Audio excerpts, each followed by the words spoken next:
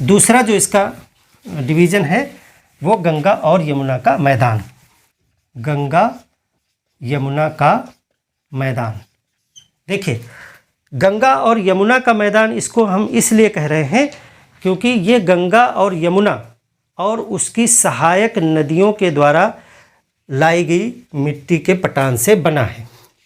इसको गंगा यमुना का दोआब भी कहते हैं। पहला पॉइंट आप यही लिखे, पहला पॉइंट लिखिए, इसको गंगा और यमुना का दोआब कहा जाता है।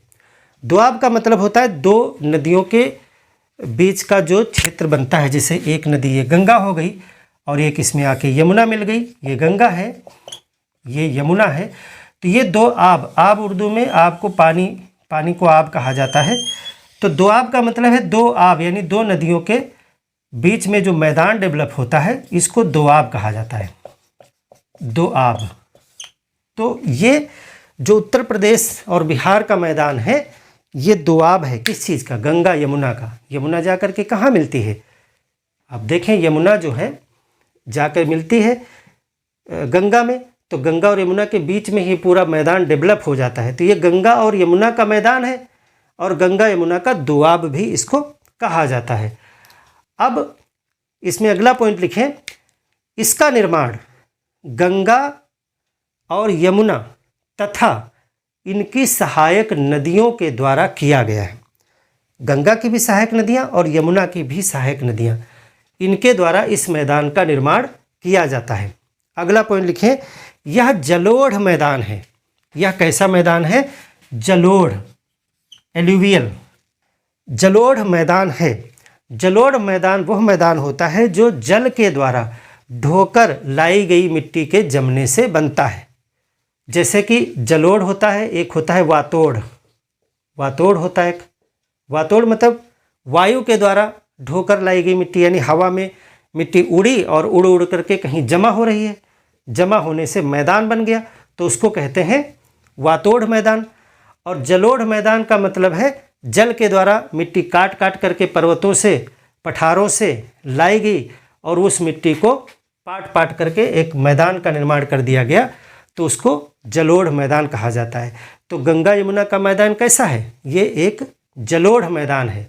और जलोढ़ मैदान का मतलब है नदियों के द्वारा, जल के द्वारा लाई गई मिट्टी से बना हुआ मैदान। तो ये गंगा और यमुना उसकी सहायक नदियों के द्वारा ढोकर लाई गई मिट्टी से बना हुआ मैदान है, इसीलिए इसको जलोढ़ मैदान कहा जाता है। ये डिस्कस पॉइंट लिख लिया इसको। अगला पॉइंट लिखें, इसमें जलोढ़ मिट्टी दो प्रकार की पाई जाती है। जलोढ़ जो मृदा है, देखिए जलोढ़ मृदा मतलब जल के ढोने से लाई गई मृदा। जलोढ़ मृदा दो प्रकार की है। अब दो प्रकार की मृदा कैसे है जलोढ़, इसको समझिए ज़रा। पहले इसको समझ लें फिर पॉइंट लिखेंगे। तो इसको ज़रा समझ लेते हैं फिर लिखते हैं। सहायक नदियों के नाम भी आप लिख लीजिए। आपने तो लिख लिया कि इस मैदान का निर्माण गंगा और यमुना और उसकी सहायक नदियों से बना हुआ है। मुख्य नदियाँ इसमें लिख लीजिए, गंगा, यमुना, रामगंगा, और लिख लीजिए शारदा, गंडक नदियाँ। यमुना लिख लिया आपने, चंबल, बेतवा, केन, सोन, ये सभी नदियाँ इसमें सहायता करती हैं इस मैदान के निर्माण में। बहुत सारी नदियाँ हैं लेकिन इतने काफ़ी हैं, इतने एग्जाम्पल आप लिख लीजिए कि इन सब नदियों के द्वारा ही इस मैदान का निर्माण किया गया है। अगला पॉइंट लिखें, हम इसमें जलोढ़ मृदा की बात कर रहे थे। जलोढ़ मृदा, जलोढ़ मृदा क्या है? एलुवियल सॉइल क्या होती है? जो जल के द्वारा लाई गई मिट्टी के जमने से बनती है मृदा। जैसे नदी बहुत दूर से आ रही है, नदी अपने साथ काट पीट करके बहुत सारी मिट्टी बालू इत्यादि ले आ रही है, फिर वो बाढ़ कर दिया करके हमारे क्षेत्र में, पूरे क्षेत्र में पानी भर गया, फिर पानी तो सूख जाएगा या वापस जब कम पड़ेगा नदी में चला जाएगा, लेकिन जो मिट्टी बैठ जाएगी एक पूरी लेयर, जहाँ तक बाढ़ का पानी मान लिया यहाँ तक गया था, तो यहाँ तक एक मिट्टी की पूरी मैदान का निर्माण वो करेगी। दोनों तरफ बाढ़ में मिट्टी को जमा करेगी। ये नदी है। नदी क्या करेगी? अपने आसपास जहाँ उसके बाढ़ का पानी पहुँचता है वहाँ तक मिट्टी की लेयर जमा करेगी। हजारों लाखों वर्षों से ये सब प्रक्रिया चल रही। आपको अचानक से नहीं दिखने लगेगा कि ये कैसे बन गया। हो सकता है कि अब नदी का पानी वहाँ तक ना पहुँचता हो। जैसे कि मैं अपने सीतापुर डिस्ट्रिक्ट में हूँ, तो सीतापुर डिस्ट्रिक्ट, पूरा डिस्ट्रिक्ट का जो मैदान का क्षेत्र है ये सब गंगा का मैदान है।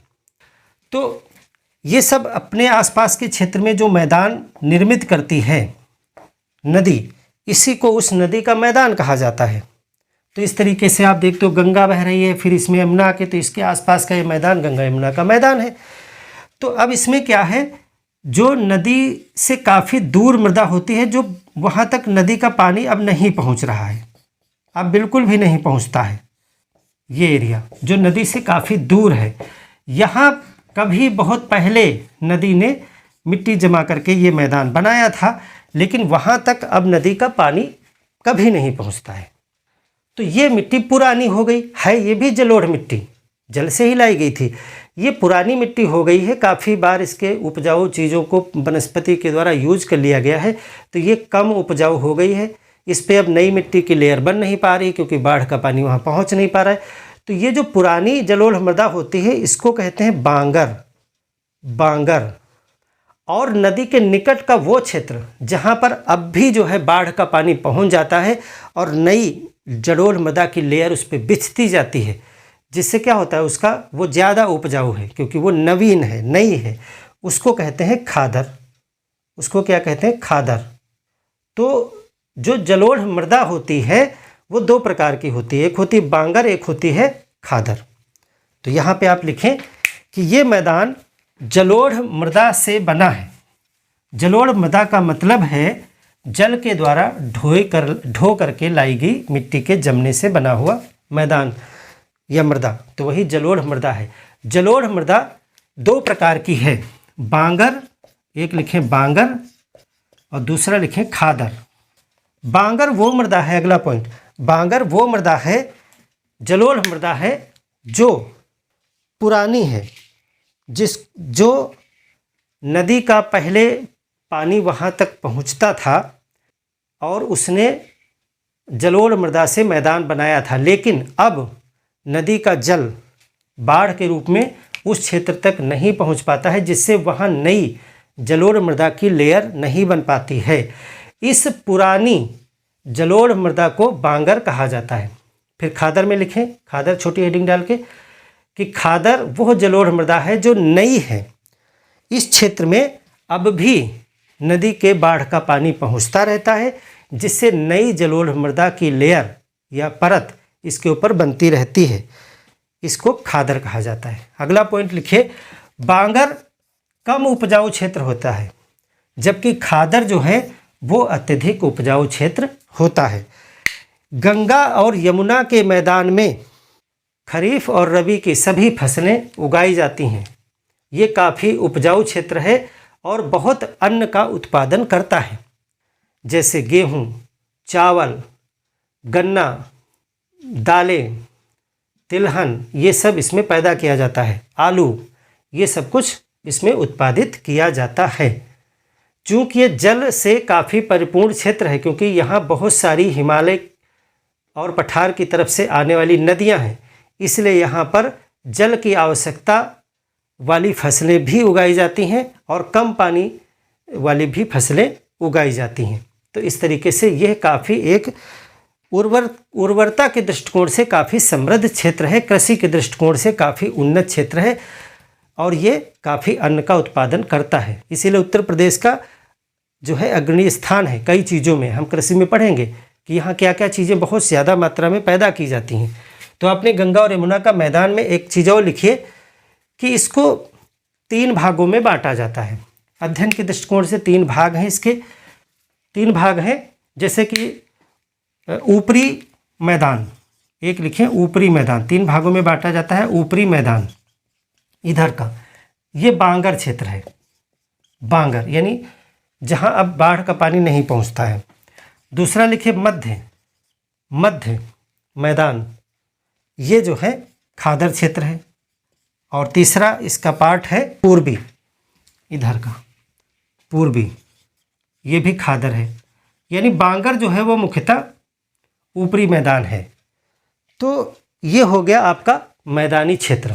अब तीसरा जो बचता है हमारा ये पठार, दक्षिण का पठारी क्षेत्र, इसके बारे में क्या लिखेंगे, तो ये भी हेडिंग डाल दीजिए, दक्षिण का पठारी क्षेत्र।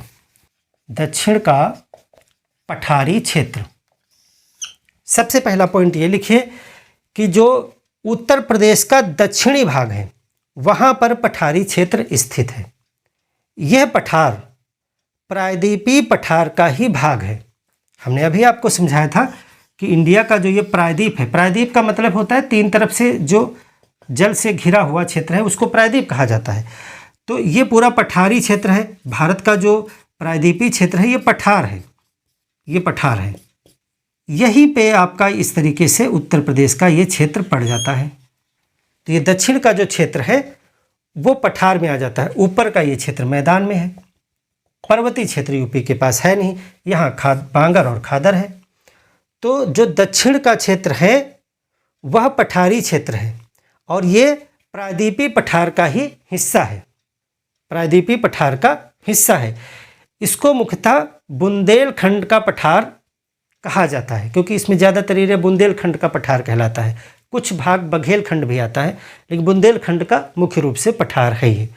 इसमें अगला पॉइंट, इसमें मुख्यतः ललितपुर, झांसी, जालौन, महोबा, बांदा, चित्रकूट, सोनभद्र जिले और मिर्ज़ापुर का गंगा के दक्षिण का क्षेत्र और प्रयागराज जो जिला है, प्रयागराज का मेजा और करछना तहसीलें, यानी पूरा प्रयागराज नहीं, मेजा और करछना तहसीलें तथा चंदौली का भी कुछ हिस्सा आएगा तथा चंदौली की चकिया क्षेत्र, चकिया चंदौली का चकिया क्षेत्र इस पठारी क्षेत्र में आता है। यहाँ पे आप देखोगे सोनभद्र के ऊपर चंदौली है, चंदौली जिला। तो पूरा चंदौली जिला पठार में नहीं आता, पठार कुछ हिस्सा है पठार। चकिया क्षेत्र जो है चकिया क्षेत्र, सोनभद्र पूरा पठारी क्षेत्र में ही है। मिर्ज़ापुर यहाँ पर आप देखोगे तो मिर्ज़ापुर का पूरा पठार नहीं है, आधा हिस्सा नीचे का दक्षिणी भाग। प्रयागराज की 2 तहसीलें मेजा और करछना ये पठार में आ जाती हैं। बाकी इसके बाद चित्रकूट, बांदा, महोबा, झांसी, ललितपुर, जालौन ये पूरा सब पठार में ही आता है। तो ये हो गया आपका पठार का जिलावार। अब इसमें लिखिए कि ये इसका यहाँ पर बुंदेलखंड नीस चट्टानें पाई जाती हैं जो विंध्य क्रम की चट्टानें हैं। विंध्यन क्रम, यहाँ पे आपको विंध्य रेंज दिखाई पड़ेगा, यहाँ तक आता है विंध्य रेंज मध्य प्रदेश का। तो यही विंध्य क्रम की चट्टानें यहाँ भी पाई जाती हैं। विंध्य क्रम की चट्टानों में आप देखते हो कि लाल बलुआ पत्थर और डोलोमाइट, ये सब चूना पत्थर, ये सब पाया जाता है। विंध्य क्रम जो हमने पढ़ाया था तो हमने बताया था कि ये इसमें क्या क्या निकाला जाता है। तो ये सब उसी प्रकार की चट्टानें हैं यहाँ पर पाई जाती हैं।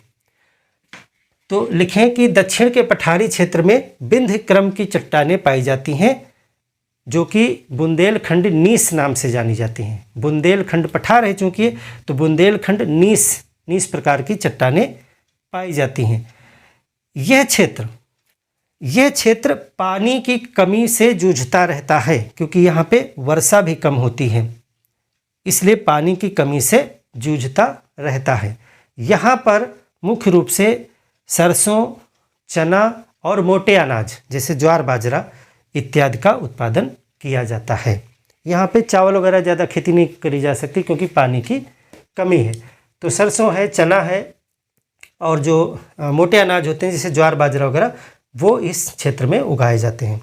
अब यहाँ पे एक शब्द आपको बुंदेलखंड आ रहा होगा बार बार, तो बुंदेलखंड पूछा जाता है अक्सर। तो बुंदेलखंड में कौन कौन से ज़िले आते हैं? देखिए पठार यहाँ तक है, पूरा सोनभद्र तक, लेकिन सोनभद्र बुंदेलखंड में नहीं आता है। बुंदेलखंड रीजन एक अलग क्षेत्र है जिसमें यूपी के 7 ज़िले आते हैं और मध्य प्रदेश के भी 6 ज़िले आते हैं। टोटल मिला के बुंदेलखंड क्षेत्र कहलाता है। तो वो अक्सर पूछ लिया जाता है कि मध्य प्रदेश के कौन से ज़िले हैं, यूपी के कौन से ज़िले हैं, तो वो हम आपको अभी बुंदेलखंड बता देंगे क्या है। लेकिन जब पठार की बात करेंगे तो ये पठार पूरा यहाँ सोनभद्र तक, चंदौली तक फैला हुआ है, तो वो अलग चीज़ हम बता रहे हैं। और बुंदेलखंड रीजन में जो ज़िले हैं वो अलग चीज़ है, तो उसको भी हम बता देंगे आपको बुंदेलखंड क्या है। नदियाँ देखिए, इस क्षेत्र में नदियाँ कौन सी बह रही हैं? तो इस क्षेत्र में चंबल है, बेतवा है, केन है, सोन है इत्यादि नदी बह रही हैं, बहती हैं। ये पॉइंट आपने लिख लिया। अगला पॉइंट लिखिए कि चूँकि पठार देखो ये पठार ऊंचा क्षेत्र होता है, पर्वत सबसे ऊंचा होता है, पठार उससे कम ऊंचा होता है और मैदान सबसे डाउन में आता है। चूंकि ये पठारी क्षेत्र 300 मीटर समुद्र तल से 300 मीटर ऊंचा है, पॉइंट लिख लीजिए कि ये पठारी क्षेत्र समुद्र तल से 300 मीटर ऊंचा है। यहाँ पे कुछ पहाड़ियाँ भी स्थित हैं इधर सोनभद्र तरफ, जो 600 मीटर तक ऊंची हैं। ये सभी पॉइंट आपको लिखने हैं। यहाँ पे कुछ पहाड़ियाँ भी स्थित हैं जो 600 मीटर तक ऊंची हैं। दो पहाड़ियों के नाम आप लिख लीजिए, दो पहाड़ियों के आप नाम लिख लीजिए, जैसे कैमूर और सोनकर पहाड़ियाँ। कैमूर और सोनकर पहाड़ियाँ। इस क्षेत्र में चंबल, बेतवा, केन, सोन, टोंस नदियाँ बहती हैं। सभी नदियाँ आपको हम पढ़ा चुके हैं। चंबल, बेतवा, केन, सोन, टोंस नदियाँ बहती हैं इस क्षेत्र में। अब आइए बुंदेलखंड को जरा हम, फसल भी हमने बता दी आपको कि सरसों, अरहर, चना और मोटे अनाज जैसे ज्वार, बाजरा वगैरह उगाए जाते हैं। आइए बुंदेलखंड में ज़िले आपको बता दें कौन कौन से हैं। बुंदेलखंड, जब बुंदेलखंड में ज़िले बताने जा रहे हैं तो ये मत समझिएगा कि हम पठारी क्षेत्र बता रहे हैं। पठार तो यहाँ तक हमने बताया, लेकिन बुंदेलखंड में वो सब नहीं आता है। बुंदेलखंड तो लगभग ये रीजन मान के चलिए कि ये इस तरीके से एक क्षेत्र है जिसमें मान के चलिए कि यूपी भी है और मध्य प्रदेश भी आ जाएगा। तो लिखिए बुंदेलखंड जो क्षेत्र है, बुंदेलखंड क्षेत्र में यूपी के 7 एवं मध्य प्रदेश के 6 जिले हैं। 6 जिले शामिल हैं और ये सब पठारी क्षेत्र है, पूरा मध्य प्रदेश में भी है बुंदेलखंड का पठार। तो इसमें यूपी के जो 7 हैं वो आप देखें, जालौन से स्टार्ट करेंगे, झांसी, ललितपुर, हमीरपुर, महोबा, बांदा, चित्रकूट। देखिए जब मैप आप पढ़ रहे थे तो उसमें आपने इन जिलों को बखूबी देखा था। मैं एक यहाँ पे बना देता हूँ फिर से। देखिए ये है ललितपुर। कौन सा है? ललितपुर। ये कौन सा है? झांसी। यहाँ तक झांसी। यहाँ पे है जालौन, आपने जालौन देखा था।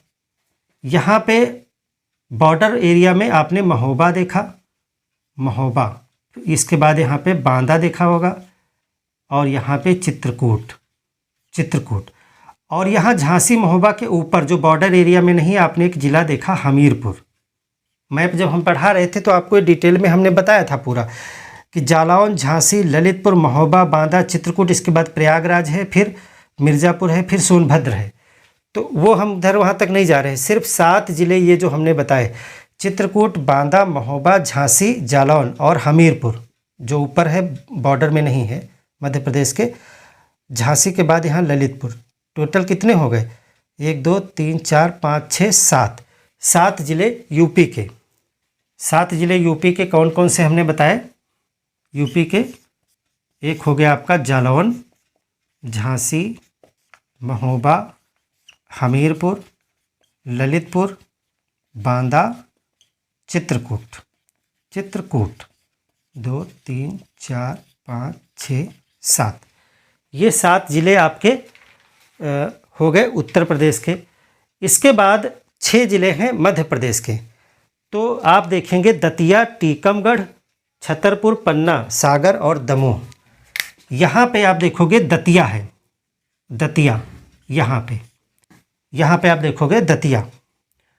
यहाँ पे टीकमगढ़, मध्य प्रदेश का यहाँ पे टीकमगढ़ है, फिर छतरपुर है, फिर पन्ना है। पन्ना, दतिया, टीकमगढ़, छतरपुर, पन्ना और सागर, दमोह। यहाँ आप देखोगे सागर और यहाँ दमोह, ये मध्य प्रदेश का इलाका। तो यूपी के हो गए 7 और एमपी के 6। एक हो गया दतिया, दूसरा हो गया टीकमगढ़, तीसरा हो गया आपका छतरपुर, 4th हो गया पन्ना, 5th हो गया सागर और 6th नंबर हो गया दमोह। ये 6 ज़िले एमपी के और यूपी के 7। ये टोटल एरिया आपका है बुंदेलखंड।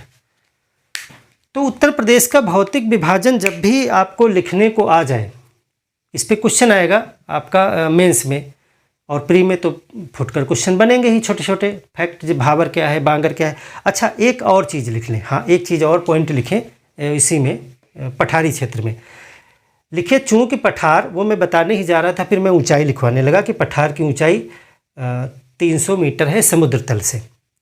चूँकि पठार एक ऊंचा क्षेत्र है और अचानक से मैदानी क्षेत्र एक डाउन क्षेत्र है, तो पठार की तरफ से जो नदियाँ जाती हैं, जैसे चंबल नदी, बेतवा नदी और यमुना नदी भी आती इधर से, ये सोन नदी वगैरह, तो ये अचानक से जब मैदान में उतरती हैं तो इनको ढाल मिलता है, क्योंकि ये ऊंचा क्षेत्र है, मैदान ढाल क्षेत्र है, तो इनका वेग बढ़ जाता है यहाँ बॉर्डर पे, जहाँ पठार से मैदान शुरू होता है, जिससे ये जो यहाँ की मिट्टी है उसका बहुत ज़्यादा कटान करती हैं, और वो कटान कहलाता है खड्ड अपर्दन। खड्ड अपर्दन या गली इरोजन, अंग्रेजी में इसको कहते हैं गली इरोजन, हिंदी में कहते हैं खड्ड अपर्दन करती हैं। जैसे यमुना नदी, चंबल नदी, बेतवा नदी, ये नदियाँ खड्ड अपर्दन करती हैं, जिससे मिट्टी में नालियों जैसा अपर्दन हो जाता है, यानी इस तरीके से नालियों जैसी संरचनाएं बन जाती हैं, जिससे ज़मीन बहुत ऊबड़ खाबड़ हो जाती है। ऊबड़ खाबड़ मतलब ऊंची नीची, इसको बीहड़ कहा जाता है। बीहड़, इसको बीहड़ कहा जाता है। बीहड़ किसको कहा जाता है? ऊबड़ खाबड़ ज़मीन। ऊबड़ खाबड़ का मतलब ऊंचा नीचा, कहीं खंदक है, कहीं ऊंचा है, फिर नीचा है, ऊबड़ खाबड़ है, तो ऊंची नीची ज़मीन हो जाती। क्यों ज़मीन हो जाती ऊंची नीची? नदियों के मिट्टी को कटान की वजह से। इस कटान को गली इरोजन या खड्ड अपर्दन कहते हैं। ये क्यों होता है? क्योंकि पठार से नदियाँ अचानक मैदान की तरफ उतरती हैं, तो ढाल पाने की वजह से ये काफ़ी ज़्यादा मिट्टी का कटान करती हैं, जिससे ऊबड़ खाबड़ ज़मीन का निर्माण होता है, जिसको बीहड़ कहा जाता है। बीहड़ राजस्थान में बहुत ज़्यादा है बीहड़, फिर मध्य प्रदेश में भी बहुत बीहड़ पाया जाता है, उत्तर प्रदेश के भी इन क्षेत्रों में बीहड़ पाया जाता है। और चंबल नदी के आसपास के बीहड़ डाकुओं के लिए बहुत प्रसिद्ध हैं, क्योंकि ये जो बीहड़ क्षेत्र होता है इसमें छुपने की बहुत जगह होती हैं, क्योंकि बहुत ऊबड़ खाबड़ होता है। इसमें कहीं इधर नाली जैसी कटी हुई, कहीं उधर नाली जैसी कटी, कहीं टीला है, कहीं फिर खंदक है, तो इसमें पुलिस वगैरह जाने में थोड़ा उतना ज़्यादा सक्षम नहीं हो पाती हो, डाकू लोग इसमें छुपे रहते थे। तो चंबल के डाकू आपने सुना होगा, तो चंबल के बीहड़ों में रहते थे। तो बीहड़ आप समझ गए क्या है? ऊबड़ खाबड़ ज़मीन है जो नदी के अपर्दन से बनती है, तो इन्हीं क्षेत्र में पाए जाते हैं। राजस्थानी बीहड़ बहुत मशहूर हैं, यहाँ मध्य प्रदेश के बीहड़, उत्तर प्रदेश के बीहड़। तो ये सब यमुना, इधर से जो नदियाँ हैं यमुना, चंबल, बेतवा, केन, सोन, ये सब नदियाँ बीहड़ का निर्माण करती हैं। क्योंकि यहाँ पे मुलायम मिट्टी अचानक इनको मिलती है तो उसको खूब काट देती हैं ये। तो ये हो गया बीहड़ भी आप समझ गए। अच्छा, एक खादर बांगर भी हमने बता दिया आपको, भाबर तराई भी बता दिया। एक शब्द और आता है भूड़, एक शब्द और सुना होगा भूड़, ऐसे भूड़। तो भूड़ भी जो एक्चुअल में बांगर वाली जो मिट्टी होती है, पुरानी जो जलोढ़ मिट्टी होती है बांगर, यानी नदी से थोड़ा दूर जहाँ बाढ़ का पानी अब नहीं पहुँच रहा है, तो वहाँ पे जो भूड़ वाली मिट्टी होती है उसमें बालू की अधिकता ज़्यादा होती है, बालू की ज़्यादा अधिकता होती है, इस वजह से इसको भूड़ कहा जाता है। ये ज़्यादा कृषि योग्य नहीं होती, क्योंकि बालू इसमें ज़्यादा होती है, तो मूंगफली वगैरह या जो बालुई क्षेत्र में जो कृषि की जाती है वो की जाती हैं। इसमें सिंचाई का अगर अच्छा प्रबंध है तो गेहूँ चावल भी पैदा किए जा सकते हैं, लेकिन मेहनत का काम है जो भूड़ क्षेत्र होते हैं। तो भूड़ क्षेत्र बांगर मिट्टी से रिलेटेड है। बांगर मिट्टियों में ही कहीं कहीं पे भूड़ क्षेत्र पाए जाते हैं, जिनमें बालुई मिट्टी की अधिकता ज़्यादा होती, बालू ज़्यादा होती, सिलिका ज़्यादा होती है। तो ये जो ऊपर सिलिका का जमाव हो जाता है, उस भूड़ में मानव श्रम से, यानी अगर मनुष्य मेहनत करे तो वहाँ पे फसलें उगाई जा सकती हैं। बालुई मिट्टी में उगने वाली फसलें जैसे मूंगफली वगैरह इसमें पैदा की जा सकती हैं। और अगर पानी सिंचाई की व्यवस्था नहरों से या ट्यूबवेल से अगर है तो चावल, गेहूं, गन्ना वगैरह भी उगाया जाता है यूपी में। तो भूड़ वगैरह आपको देखने को मिल जाएगा, जैसे सीतापुर ज़िले में, हरदोई ज़िले में, इन सब में भूड़ आपको देखने को मिलता है। तो ये हो गया आपका उत्तर प्रदेश का भौतिक विभाजन। जब भी आपको लिखने को आ जाए तो बहुत इजी है। हमने आपको जो कॉन्सेप्ट समझाया पूरा शुरू से कि यहाँ शिवालिक की तरफ से जो नदियाँ उतरती हैं वो कैसे भाबर बनाती हैं, कैसे तराई बनाती हैं, फिर आगे मैदान बनाती हैं। तो ये 3 लेयर्स हैं, जिसमें सबसे चौड़ी पट्टी मैदान की है, बाकी सकरी पट्टी हैं। ये पूरा आप लिख लोगे, भाबर एवं तराई और मैदानी क्षेत्र, और नीचे का पठारी क्षेत्र आपको लिख देना है। बहुत इजी है। 3 हेडिंग डालिए संक्षिप्त शब्दों में। हमने आपको बहुत सारी जानकारी दी है, लेकिन आप इसको कंसाइज करके जैसा प्रश्न है उस तरीके से आप लिख दीजिएगा। तो आशा है ये क्लास आपको समझ में आई होगी, भौतिक विभाजन। इसके बाद हम देखेंगे कि जलवायु वगैरह कैसी है उत्तर प्रदेश की, मिट्टियाँ कैसी हैं, कृषि कैसी, बहुत सारी चीज़ें हम देखेंगे। एक एक चीज़ को आप अच्छे से समझते चलिएगा यूपी में, तभी आप आगे की क्लासेस पिछले क्लास से जुड़ी होती हैं। जैसे कि हम शुरुआत में जो आपको जिले वगैरह पढ़ा दिए, उसको अगर आप डिटेल में नहीं देखोगे तो बार बार चीज़ें आएंगी, तो हम कहाँ तक बताएंगे कि कहाँ पर क्या है। तो वो चीज़ें आपको माइंड में रखनी है पुरानी। तो ठीक है फ्रेंड्स, ये क्लास कैसी आपको लगी कमेंट करके बताइए। मिलते हैं एक और बेहतर क्लास के साथ में, तब तक के लिए धन्यवाद।